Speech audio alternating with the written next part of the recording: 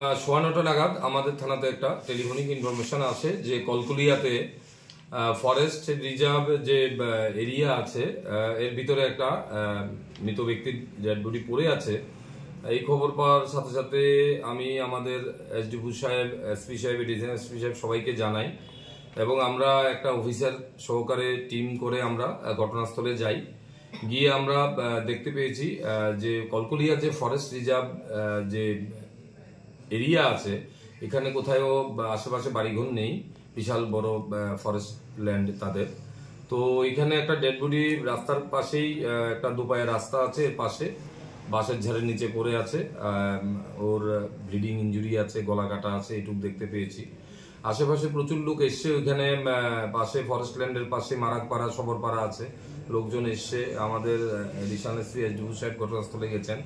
যেহেতু এটা আমরা প্রাইমারি তদন্ত দেখতে পেয়েছি এটা একটা মার্ডার, যে তখন আমরা সাথে সাথে আমাদের অথরিটির সাথে কথা বলে আমরা ফরেন্সিক টিম এবং ডগ স্কোয়াড আমরা আনি ঘটনাস্থলে। তারা এসে ঘটনার ইনভেস্টিগেশন করে তারপরে আমরা ডেড বডিটা জিবি হসপিটাল মর্গে পাঠিয়ে দিই কিপিংয়ের জন্য থ্রু বিশালগড় হসপিটাল। তো এখানে সার্চিং এর সময় দেখা গেছে ওর পকেটে একটা ট্রেনের টিকিট ছিল এবং একটা মোবাইল নাম্বার ছিল পকেটে। তো ওর সূত্র ধরে আমরা ওর নাম ঠিকানা কিছু আমরা একটা জানতে পেরেছি।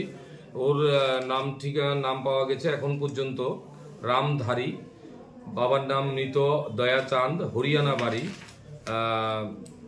তো এই একটা অ্যাড্রেস আমরা মোবাইলের মাধ্যমে তদন্তের মাধ্যমে আমরা জানতে পেরেছি যে মোবাইল নাম্বারটা ছিল, তার সূত্র ধরেই আমরা একটু এগোতে পেরেছি। এখানে যেই নাম্বারটা ওর পকেটে ছিল ওটা আমাদের এখানে একজন গীতারানী দেববর্মা একজন মহিলা আছে আমাদের ইয়েতে বিশ্রামগঞ্জ থানার আন্ডারে জগাইবাড়ি বলে একটা জায়গা আছে।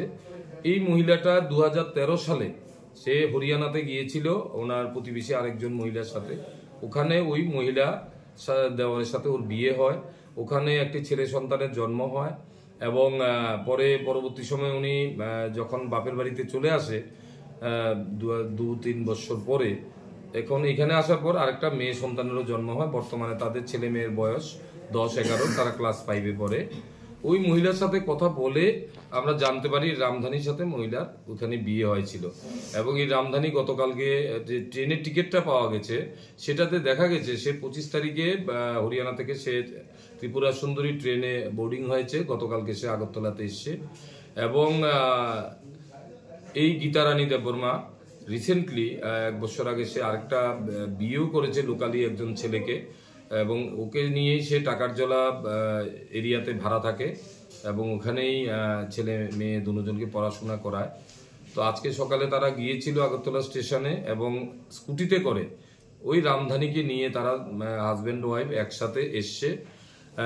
আসার পরেই তারা বাড়িতে চলে গেছে।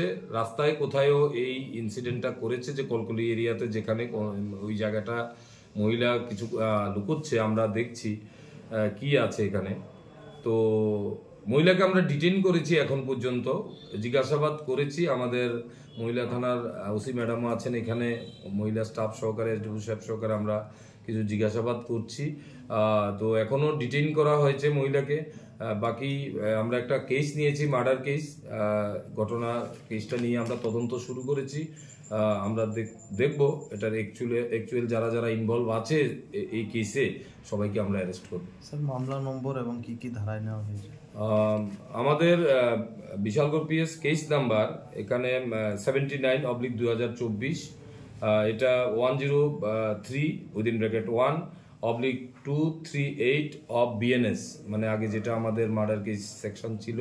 এবং যেহেতু ফরেস্ট ল্যান্ড এরিয়াতে বডিটাকে কনসিল করার চেষ্টা করেছিল, ওই সেকশনটাই আমরা নিয়েছি। এখন পর্যন্ত আমাদের কেসের ইনভেস্টিগেশন চলছে। এখনো পর্যন্ত এই মামলার সঙ্গে যুক্ত কজনের নাম উঠে এসছে বা না? এখন যে ইনভেস্টিগেশনে একজন যে তার ওয়াইফ যে আছে গীতারানী দেববর্মা, তাকে আমরা ডিটেইন করেছি, ওকে জিজ্ঞাসাবাদ চলছে। স্যার, হত্যাকাণ্ডে ব্যবহৃত অস্ত্রগুলো কি উদ্ধার হয়েছে? না, ওটা এখনো আমরা উদ্ধার করতে পারিনি। মেইন একিউজড যখনই অ্যারেস্ট হবে বাকি প্রসেস অটোমেটিক হয়ে যাবে।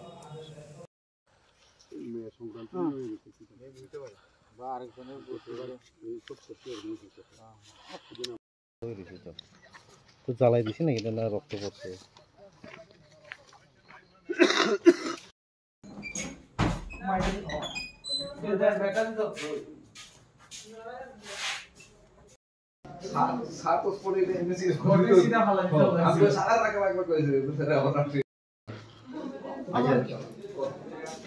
রাখছি ভবিষ্যতে লাগলে পাড়া মনে হয়